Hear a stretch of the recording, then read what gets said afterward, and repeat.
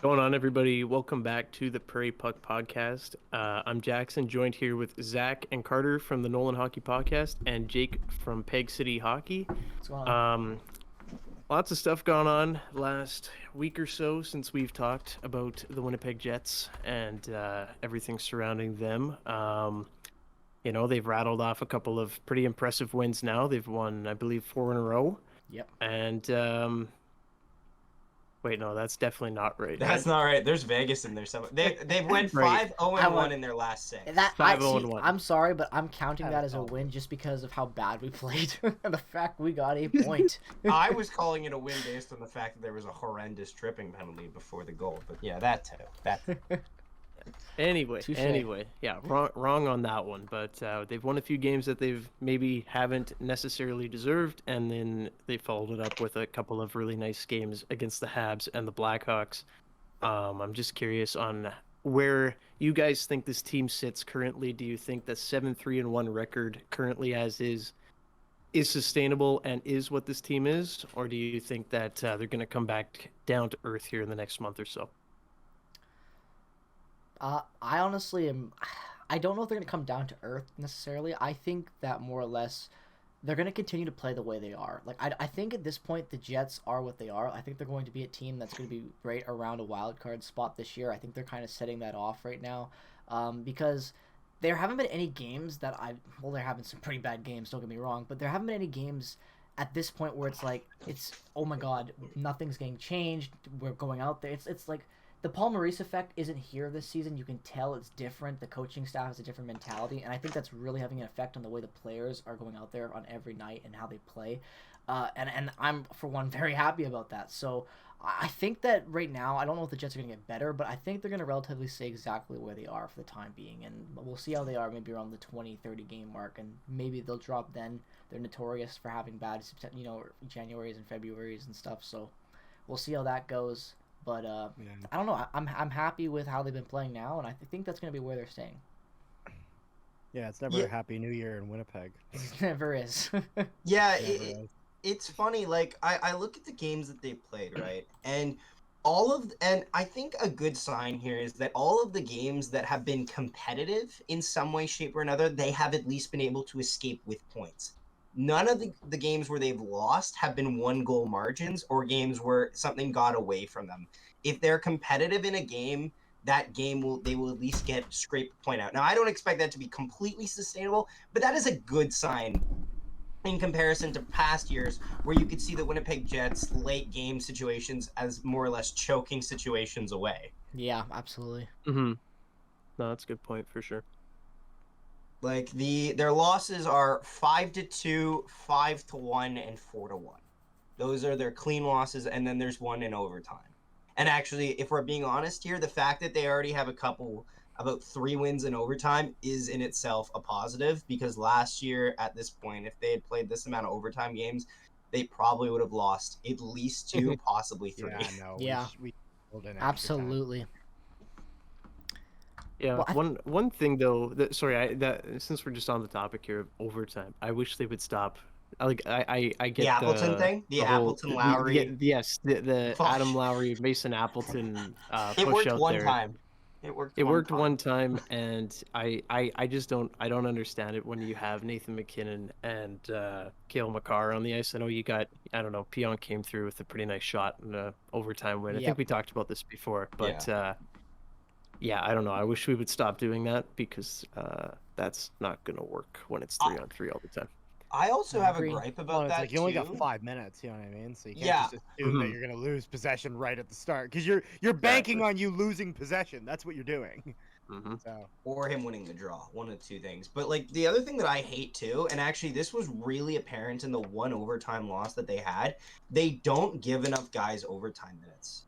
Like in that loss to Vegas, they kept cycling the same 6 guys, and Vegas was just playing their entire, pretty much all, like most of their entire, like at least top 9, top 4 pairing defensemen. All of those guys got to cycle in, and we just were like, yep, let's just stick the same forwards out there. I don't think Perfetti touched the ice once in overtime. I don't think Morgan Barron played in overtime, which, don't get me wrong, not necessarily his style, but if we are saying guys like Mason Appleton are worthy of an overtime spot, or at least an opening look, I would argue that the same argument can be made for anyone else that's on the third line. Like, it's all 100%. kind of like sometimes you just need a difference of speeds and difference of skills, because you see a lot of times in overtime games, like just watching casually, you'll be like, who scored in overtime? Oh, him? I did not expect him to be an overtime winner. Like, it's just, you get a bunch of guys, and sometimes a guy will just find a hole in the defense that another guy won't on that given day. And I feel like not using all of your bench, or at least most of your bench in an overtime situation, will cost you games down the line. Yeah, and I mean, that all kind of comes down to, I guess there are times that I've kind of heard where teams, it starts in practice, where making sure everyone gets reps when it comes to the overtime stuff, and not necessarily just having some 3-on-3 here and there, and then some of the other guys go off and do some other stuff. Being able to have everyone practice that 3-on-3 overtime, even though they necessarily obviously don't dedicate a lot of time to it compared to a lot of things, has got to be really key, just because everyone's got to be prepared when it goes to extra minutes, you know. For sure. Yep. But I feel like that like, again, all the coaching staff is just, they're taking such a different approach to things that we're used to seeing, and you know, it's working right now, but again, will it work in the long run? That's the big question. I want to talk to you. I gotta ask, how are you guys feeling about Josh Morrissey this year? Because I think it's insane. Like, You mean I haven't talked to Morrissey? I was waiting for you to say it. But it is insane, honestly. Yeah, like, I never thought Josh Morrissey could really rise to being potentially a number one pairing defenseman, a number one guy. I thought that it just wasn't in him. I never saw it really in the years when he was a most stable guy when the decor was shit, and all of a sudden now he's just rising to this occasion and putting on these great points, jumping in the rush. It feels like he's fitting in perfectly with the new system. What do you think is working right for Josh Morrissey right now, guys? His what's called his style of play is finally being utilized by a coach that understands his style of play. Like, Rick Bowness is notorious for being able to develop puck-moving defensemen. And it's funny because we go back to a conversation we had earlier in the season. We're like, wow, this is going to be Ville Heinola's time to shine. We were kind of half right. There was a puck-moving defenseman that was finally going to get their time in the sun. It's just that we had the wrong puck-moving defenseman. And as painful as it sounds, I'm still happy that it's Josh Morrissey over a guy like Ville Heinola. Don't get me wrong. Because, like, if you guys talk about Josh Morrissey casually, like the past couple of years, people point at his contract as the biggest anchor on our team, and I don't like it, but at the same time, I've never had a very good response to it, because we paid the guy like a lifer. We paid the guy like a lifer, and it just felt like a long term for a guy who didn't really do a whole lot. He was good, but he was never great. And this is the first year. Like, Josh Morrissey's been great. He has. But he's not. But you yourself will admit that he has not been the most stable top two defense. No, that is absolutely sure. But that is because he was. He shines when he's got someone playing with him, or a coach that designs a system to benefit him, like we're talking about with Bonus. He shines, right? And when you put him in a spot where he's playing with Nathan Beaulieu or Tucker Pullman, I think that would affect any. You mean Nate the Great? Yeah, let's not disrespect them. Let's not disrespect the new Ducks legend. The new Ducks legend. He's playing with Dmitry Kulikov. I love it. I love every bit of this. Shut down Prairie. Guys, he had a point streak. I don't know about you guys, but he had a 2-game point streak. 2-game point streak. Yeah, I don't know. Back to Morrissey for a minute. I've always been a big Morrissey believer, and you know, obviously that, I don't know if you want to call it disappointing or weird year where he was partnered with Tucker Pullman, Sammy Niku, Jordy Ben, all those guys. Don't even get me started on Jordy Ben.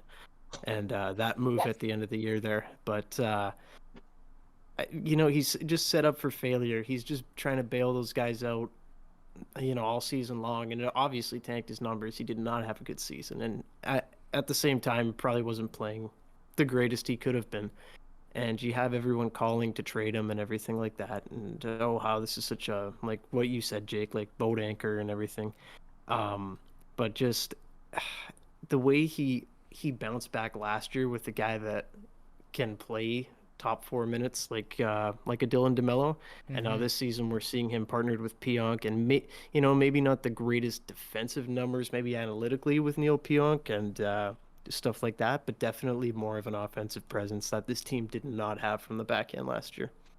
Oh, absolutely, and you're even seeing that with Nate Schmidt as well too. I like to think like he's been good this year when we needed him to be. You know, getting those 2 goals. The assists aren't there obviously in 11 games, but those 2 goals have been huge goals for us. And again, the defense jumping and scoring goals. I'm pretty sure last year he only had did he only have 2 goals if I'm not mistaken last He year? had a hot start. He had a hot start. No, and he it was not sustainable yeah, after he had that. 4 goals last year. Excuse me, he had 32 points, but still, like it's nice to see Nate Schmidt getting some goals and the defense Oh, for jumping on the sure. play more because you can definitely see it with all of them, and that's very refreshing.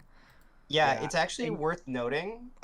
Statistically, with advanced analytics, have Brendan Dillon and Nate Schmidt as the 19th best shutdown pairing in the National Hockey League. So, for everything that you're losing, also too, let's kind of also be able to happily acknowledge the fact that we can actually place Neil Pionk and Josh Morrissey on the same line.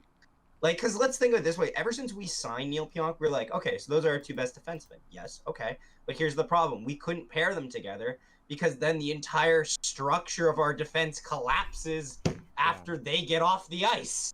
Like, Yeah. the second you go for a line change, it's like, oh, shit, here comes Derek Forbert and Tucker Pullman, baby. Like it's Yeah. such You're a not collapse. wrong. Like, I'm happy that Well- we can have that proper insulation sure. in the defense. Yeah, I mean, I gotta say the biggest difference I've noticed when it comes to the D this season is really a proper meshing between the defensive aspects of our team, Absolutely. like our defense and our forwards, and how Absolutely. they've been able to mesh together. How many times last season and seasons prior would you watch a breakout and they look so desynchronized?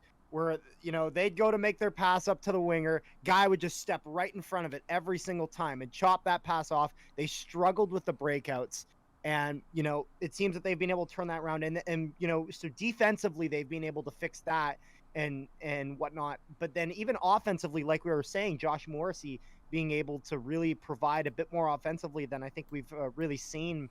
And so, yeah, the biggest thing for me is just seeing our forwards and our defense mesh so well. This new system is night and day difference in that Oh, sense. absolutely. And I gotta say also one thing also with that moving the puck up, it's great because Blake Wheeler's not doing it anymore. When you stop forcing an old man in there and slowing down the rush, like I've been saying for 2 years, look what happens. It was as simple as that. It was speed. The Jets have a lot of it. When you use it, it's pretty easy to break out with the puck. Speaking of speed, really quickly, how do you guys, that new third line with Adam Lowry in the middle and Axel Johnson, Fijalbi, and Saku Manalainen, those guys played really fast, really physical. I was super impressed with Johnson and Fijalbi the last couple games. When Morgan Barron comes back, if that line continues to go the way it's going, do you guys think that, what happens there? Because the Jets have a lot of, bottom 6 depth that we've known for a little bit now. With obviously Nick Ehlers being out, it's forced the Jets to promote a couple of guys like Manalainen into a bigger role. We've seen Johnson Fijalbi get his shot, and we've yet to see Toninato, but I assume the Jets are gonna throw him in there for a game No, he or two played one soon. game. He played one Played game last already. night. Did he? He Oh played no, 5 you're minutes. right. You're He right. played like 5 minutes. Very Yeah. little amount. It was Right. you wouldn't realize, but he was there. I didn't know until I checked the timesheet. Yeah. So I don't know. What do you guys think happens to that bottom 6 when the Jets are gone? Sorry, when the Jets are healthy, because I don't see them taking out a guy like Sam Gagner or a Gustafson. No way. Or even really, I don't know. He like- struggled to see Johnson Fijalbi if he keeps playing the way he goes. I think what happens is if you're getting all your guys back, your third line's probably going to be, because of hierarchy purposes and also just how they mesh together, you're probably looking at a third line of Adam Lowry centering Mason Appleton and Morgan Barron. And then your fourth line is probably going to be Gustafson. Gagner's a must. Gagner is a must. Gagner's a lock. He can play anywhere in the lineup. Yeah, He's way too no, versatile. but I to mean, like, keep out. Gagner's, yeah, that's what I mean. Like, Gagner is a must-have on your Lock. roster. Gustafson centering Gagner, and I would honestly say Fialbi's probably put himself higher in the pecking order than Manalainen, and he's definitely higher in the pecking order than Toninato or Harkins. So probably I'd go like Fialbi, Gustafson, and Gagne on the fourth line. Although honestly, if shit's not working, like we talked about the other day, and they actually, and credit to them, they did this, move up Gagne or just shift guys around if you have to for the game. But like I'd say that's your probably your best case scenario, bottom six. Yeah, what I'm gonna say, I'm looking at Menelainen and Fajalbi's stats right now, and they're honestly almost identical. Even though that Menelainen's played 11 games and Fajalbi's only played 9. That's the only real difference in it. Now, that being said,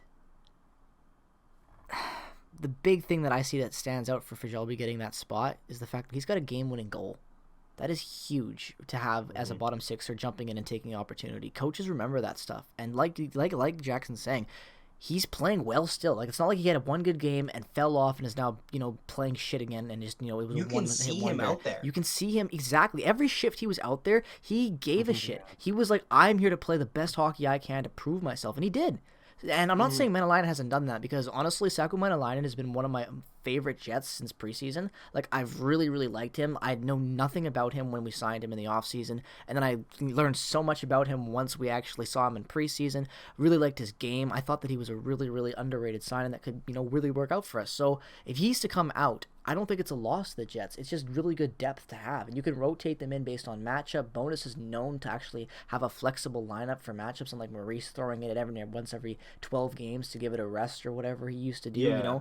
Like we'll actually see strategic lineups coming in against certain matchups. So Menelainen will have value, and even if he plays 40 games or whatever, whoever knows how many it is, that'll still be important to the Jets. So I think they should rotate it, honestly, is what I'm getting at. I think keep both of them in and keep giving them opportunity based on matchups, just stuff like that, and use them for certain opportunities, because they've both been very, very good and underrated in that bottom six. Well, that's kind of the same way that I think, like, I don't want to turn the conversation away from this, but I will say, like, just kind of a sneak peek at what I want us to talk about after is I feel the same way about that conversation as I oddly do for the third left defense spot. I was just on the about to Jets, say that. Me and you because share there a is brain, a man. 3-horse race right now, and after one game, is Kyle Capobianco winning? Yes, he is. Like, Capobianco played the best game out of any of those guys to start the honestly, season so far. Is it in that wrong role. of me to say that I wanted him to get the jacket? Like, because he has waited a long fucking time. Like, and also, let's be honest, let's acknowledge something. I'm sorry, Kyle. You were signed, and I thought it was dog shit. And in my defense, your analytical page said you were a 0%. You were not, you were, like, literally, it was just a flat 0. Like, you can't make that up. And, like, but yeah, like, between him, Sandberg, and Stanley, and honestly, if I'm being completely honest, I want to see Stanley shipped at the deadline. I want him shipped next week. I want him shipped next week too. I would love if Why I wait land so long? If I Because land on prices Thursday in are Winnipeg premium. and I check my phone and find out that he's been traded on Teemu Selanne night, I will drop dead in the airport. I don't even care. That's unfortunate, Jake. We'll get someone to replace your seat. That's fine. But yeah, like, he has the tickets. But yeah, like,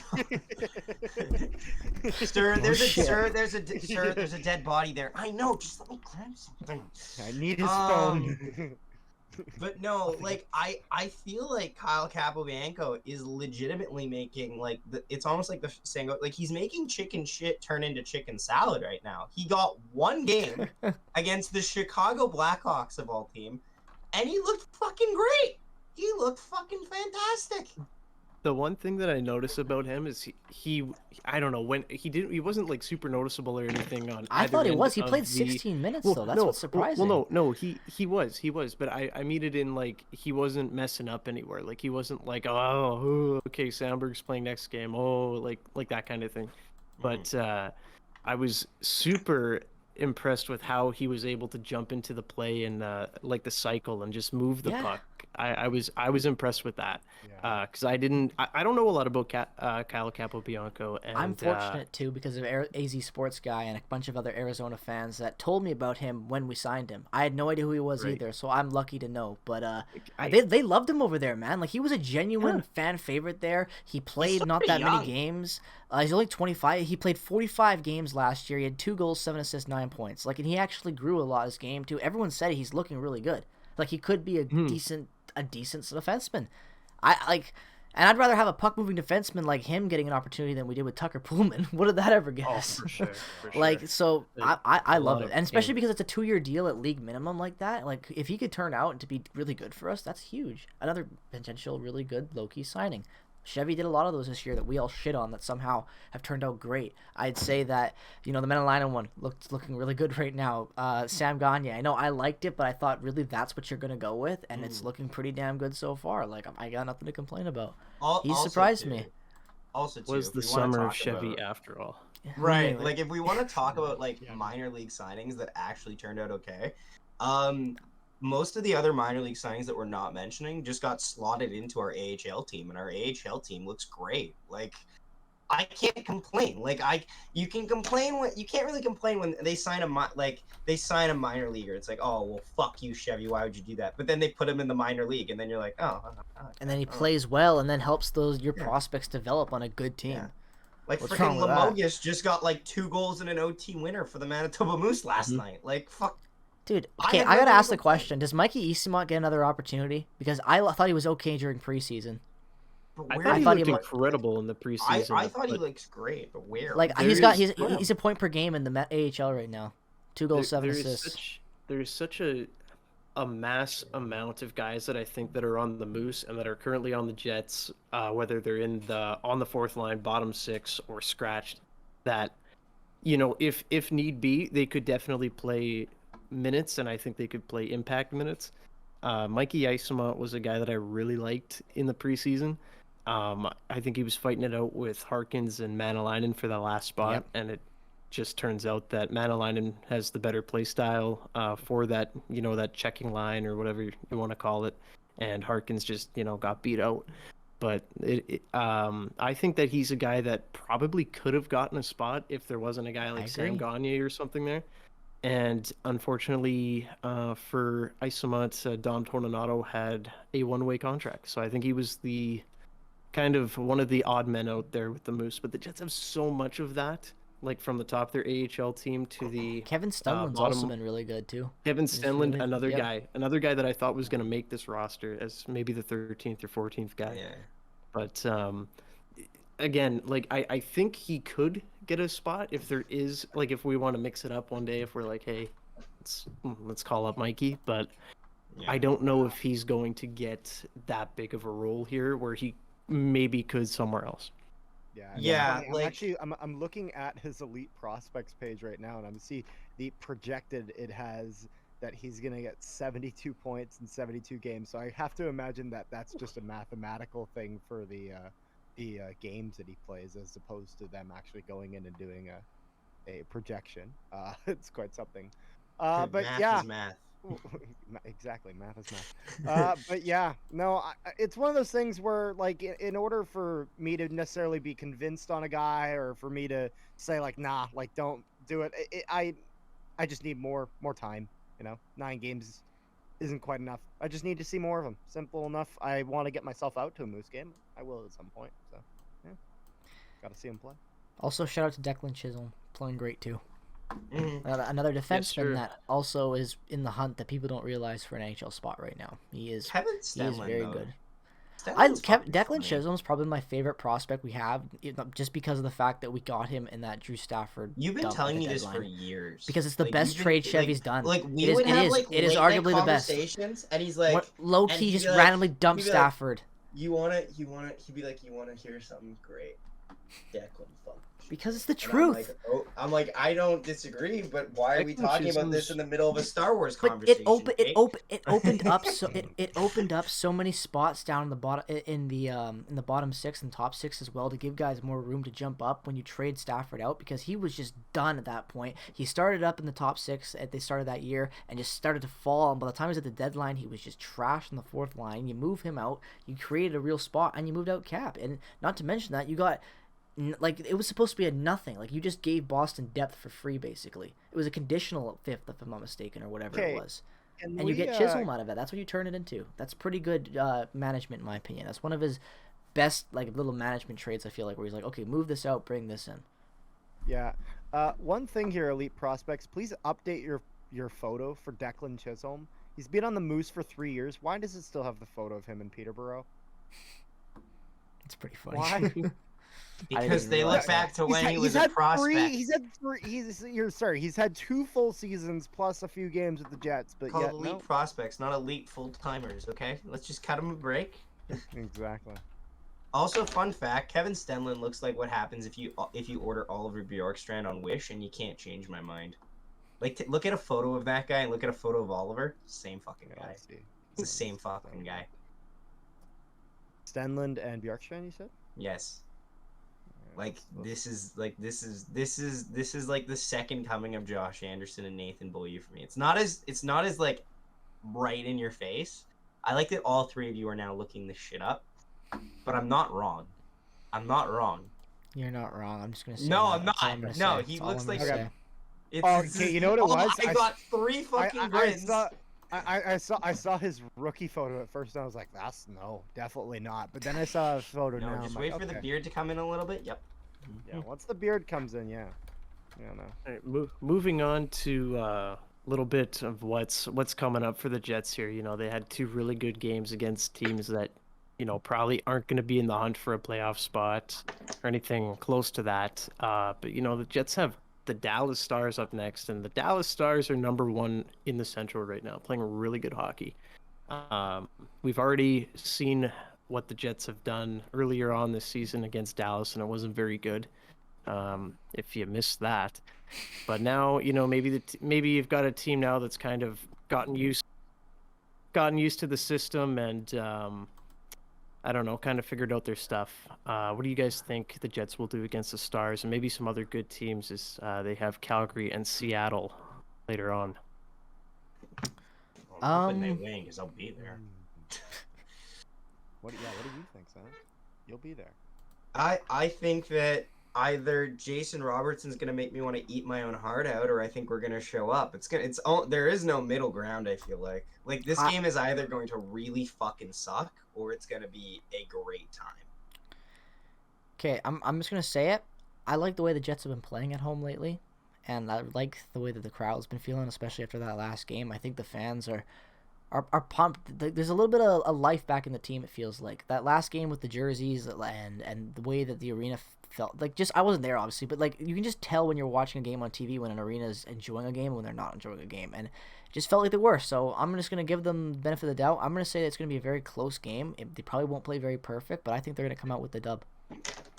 Yeah, and Jake took the words straight out of my mouth, because I was literally gonna say that. I think the Jets will be able to get it done. I think with all the positive energy that's been around the team as of these past few days and whatnot, and a big game this past game, I'd like to hope that they've been able to learn from a lot of the mistakes they made in that first game against Dallas and move forward. I think it would be I can't imagine that they just took that loss and didn't try to take anything from that to move forward. I mean, and combine that with the success they had last game and you know, a hyped home crowd, then yeah, I think we'll win, but I think it'll still be a very close game. Dallas is going to be a tough opponent. Mm-hmm. So we talked about, like, this is kind of an addition to that, because it's kind of a factor, I think, in the game coming up. But we mentioned about Morrissey being kind of a dark, like, we made a joke about Josh Morrissey being in the Norris race, and unfortunately he's not going to win because Carlson is playing otherworldly. But I think there is a universe where Josh Morrissey at least gets a couple 5th place votes, and honestly, I'll fucking take it. That being said, Connor Hellebuck, on the other hand, has to be in like the top 3 right now for Vezina. Like I feel Absolutely. like right now I think what they're saying is it's Carter Hart, Connor Hellebuck, and Jake Ottinger, and that's the 3 right now. They are the top 3 goalies in the league, and I don't necessarily disagree with that. I think that's a good assessment. I think that makes like tomorrow's matchup even more interesting, because I feel like if you're gonna beat the Dallas Stars, you're not gonna win with just 1 or 2 goals. You need to fully solve Jake Ottinger. Like he will keep that team in that game for as long as he has to for them to win, and the same goes for Hellebucks. I'm hoping it's not another 5-goal romp, but yeah.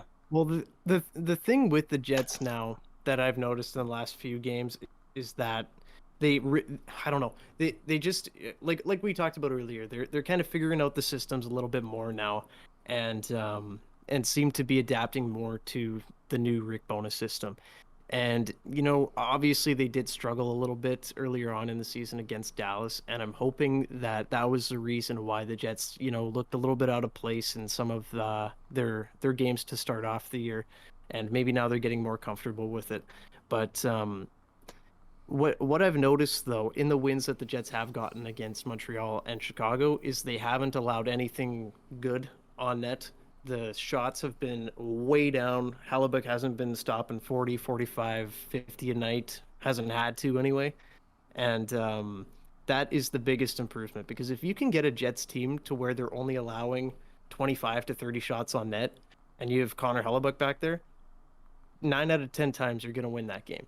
And that's why, it's been so important that we need to fix this defensive structure for the past 2-3 seasons, 4 maybe even. Because when you have Connor Hellebuck, you can literally steal any game, whether it's 20 shots or 40 shots. The guy is unbelievable, and he's going to do it all. So I really do think if the Jets can keep up this defensive structure that they've got going now against good teams, I don't know, they could be a really scary team down the line if they add a couple pieces. I agree. And see, that also has me excited too, because this team has so many paths laid ahead for them right now that they can choose depending on how they play. The deadline comes around and guys want out. There's a lot of appealing contracts we have at the deadline that could fetch some very nice deals. And if not, the way things are going continue to go and they get better, we could be adding some things too, because again, moving some guys out, contracts expiring and whatnot, reshuffling things. For sure. I think that this team has a lot of excitement ahead of it, but it also could, fizzle out. And again, I'm okay with either one this year, because I really did not know what to expect this year, and definitely didn't really expect this type of start to the season with them being kind of actually consistent, to say for once, which it's rare for the Jets to actually just say consistency. I can't remember the last time I thought about Jets hockey and consistency. It's been a very long time, so. Yep.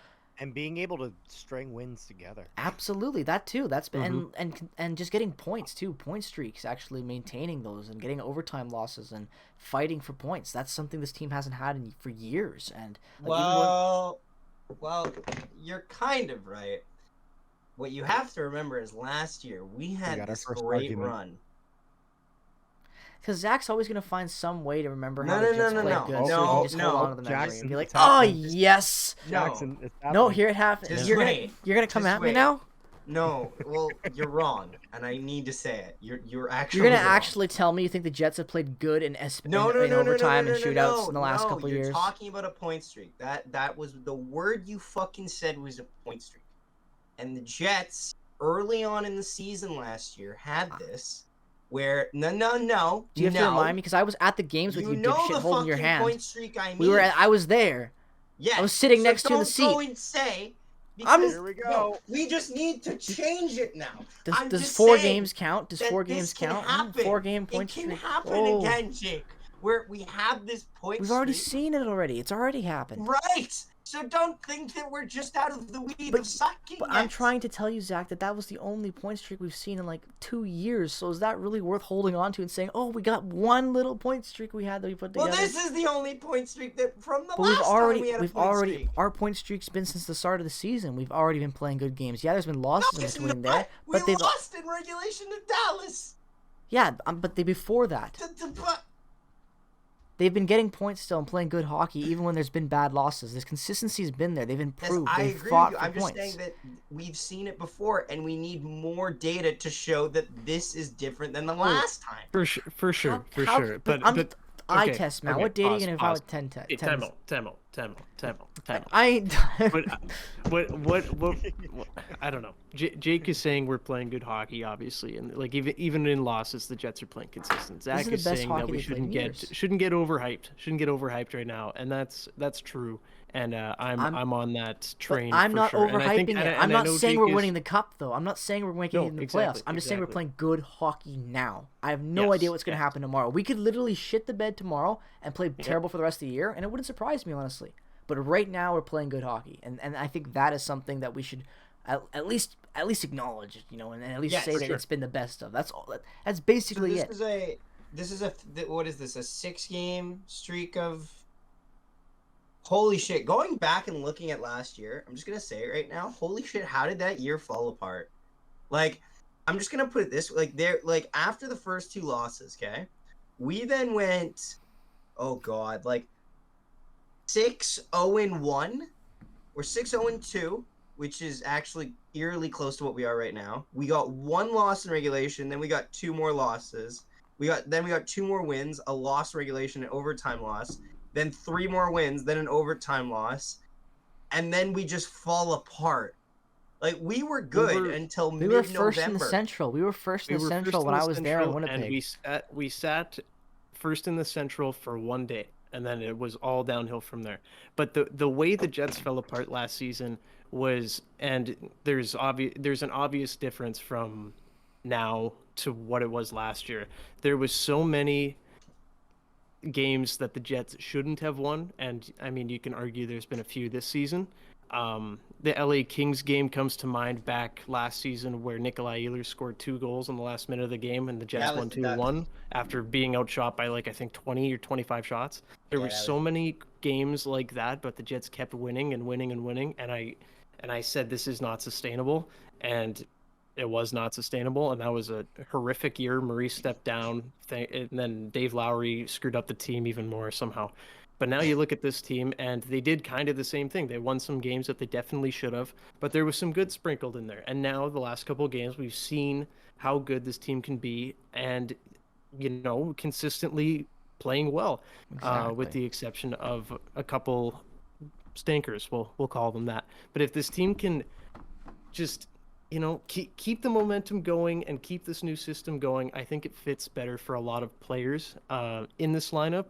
And I don't think that team was fully bought in last year under the Maurice Huddy regime.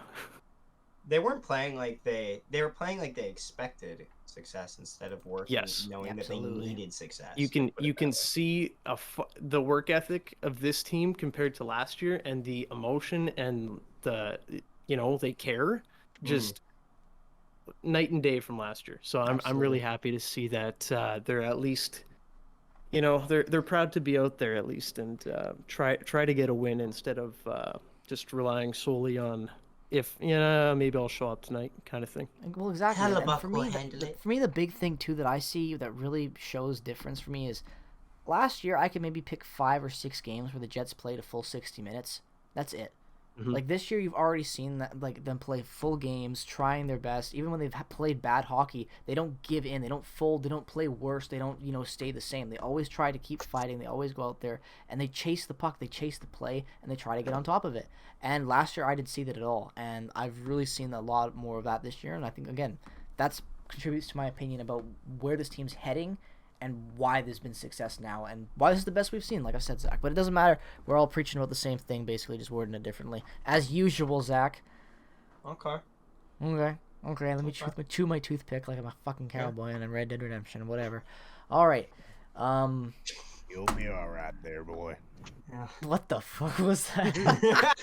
It's like the that was amazing. That I was not expecting that card. I did not know you could pull that off. That was pretty good. Now you're smiling and laughing. You're gonna be able to do it again. You were way too smooth that time. I saw it. Look at him. Can't do it again. Can't do it. One hit wonder. I don't need to do it again. All right. You'll be all right there, boy. He waited. There it was. There it is. See? Oh, He was wow, not, in man. fact, all right. All right. I gotta say though, that game on the 17th. Any predictions? I think Nathan Beaulieu gets a hat trick. Ladies and gentlemen, Solani night. that would be amazing if he did. Bro, I think Nathan Beaulieu is at least gonna get an assist. I got a weird like. Fuck. Doesn't that always happen? Kind of What, does. you think the plunger's gonna come Plunger. out, Carter? No, You think I'm we're gonna just play like saying is shit that- on Tibu Solani No, night? when did this come out? When did this first come out, Zach? Oh, Nathan Beaulieu. Nathan Beaulieu. It's smashed to pieces. Like, that thing's literally falling apart. Yeah, I wonder why. Have you seen what you put it through? Look at it. Look Oh, what he- Zach Yeah, did. you know. Oh boy. Dude, he's literally beaten his couch with that several times. He's beaten Carter with that. He's attempted to beat me with that. Let's Like not. it is a weapon of mass destruction, without a doubt. I've watched it happen. It's like assault. I wanted to call the police. Nonetheless, though. Yeah, and then Jake, what did we do? We made Zach a new one. We gave him a new weapon. Yes. Another one. Yeah, but you gave me one with paint, so I can't hit it against anything or it fucking shatters. That's into why a we million made it that Because way. all the paint comes off. Yeah, exactly. We gave you one that you can't hurt people with. Yeah, I haven't touched it in like months. All right. I honestly, guys, I really don't know what else to talk about with the Jets right now. For me, right now, this team, you know, we have an idea of where they're staying right now. The lineup's, you know, still finding its identity because of injuries, and once guys come back, that's when we'll really be able to get the test and figure out what this team's gonna be going down the line. But right now, we're figuring things out. We know what guys are working well. What are kind of closing thoughts right now on the Jets, if you have any, going into that game tomorrow against Dallas? Or I guess I should say today, or whenever we're uploading this. I don't know. The game against Dallas on Tuesday. That's what we will say. Just keep it close. Like, just keep it close. Show that you can compete with Dallas. Because Get at least last 1 year, point. you fucking couldn't. If we can Yeah. get at least 1 point out of that. Ever yeah, since I'll be pleased. Line era was the only time we ever dominated Dallas. Tyler Sagan I- owns us. I think that, you know, obviously, like, Jets have their thing with Tyler Sagan and Jamie Benn. They'll just let them score, 3 points a game on them every time without fail for whatever reason.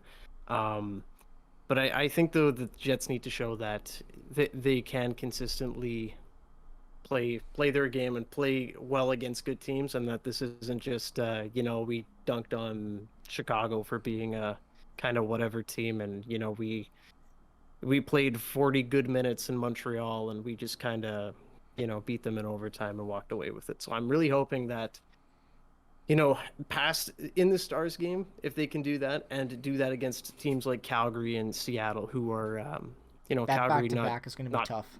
They're back nipping to at back the is going to heels. be tough. But I want to see them play competitive against them. Is what I'm trying to I say. agree. But no, that's all I want to see too. Competitive hockey is all I want this year. If they lose, I really don't care. The points are just nice, especially when they're overtime losses, obviously. But like I said, entertaining hockey is all I want from the Jets this year. Just don't play like shit every night. Just play boring hockey. At least do something. That's all I want.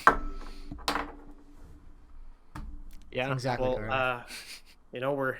I think that's about it. I don't think we have much else to talk about. You just gotta kind of wait and see what the Jets do this week. We'll see if they're, I don't know if they're for real, or if this start was a little bit of mirage, if you will. But I think that's where we're gonna leave it for now. Yeah, thanks for watching, everybody. Links will be down in the description below for all the channels. The Zach and Nolan Hockey Podcast and Peg City Hockey. Go check it out. And yeah, so we'll see you next Okay. time. Bye. All right. See you later. The Zach Nolan fucking podcast. Yeah, I know.